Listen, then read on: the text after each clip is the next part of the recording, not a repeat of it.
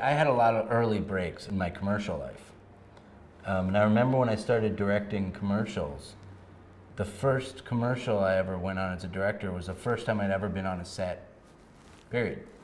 I remember getting on set and feeling like I needed to know everything. I needed to have an answer for everyone. I needed to know what I wanted, what was the right thing to do. I thought that leadership was about knowing. And it took me a really long time to learn that actually there's nothing more endearing in collaborative experiences than A, humility, and B, not knowing. Being the person that always knows and is always right and always has the quick answer doesn't leave a lot of room for you to learn anything and for people to actually have the energy to try and teach you something. And the more I work, the closer I get to not knowing and to understanding that what matters is my response to something, not my predetermined ideas.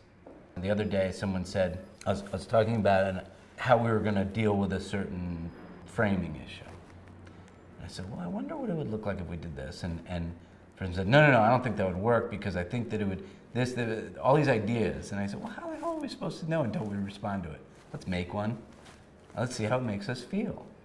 And I found so often that if I decide to take my opportunity for response away and I decide to know before I've actually seen it, I'm always wrong.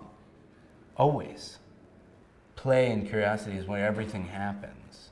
It's where everything occurs. And you can't play and you can't engage with your curiosity if you're worried about being wrong or you're worried about messing up or not making something perfect. You know, I had some really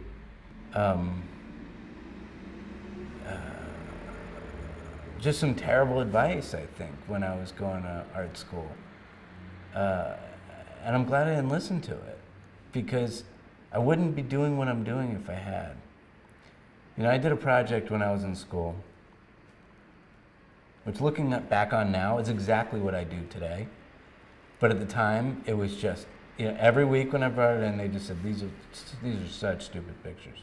I was finding a piece of trash on the street every day, and I was bringing it home, and I did a 4x5 black and white, and I did it for, you know, a year or something. I had hundreds of them, I had 300 something, of just things I found on the street. And I didn't know what I was interested in it. I was fascinated by what people threw out in New York because of our need to create space and get rid of things. And you know, you put 5 of those in every week. It was just, these are terrible, why are you doing this? And I realized now that I was doing what I do now. This obsessive investigation of something. At the time, it wasn't creative to people. I guess for me, my ideas about creativity have changed because they're no longer bound by institutions or mediums or work. I just think of living a life that is creative, quite simply.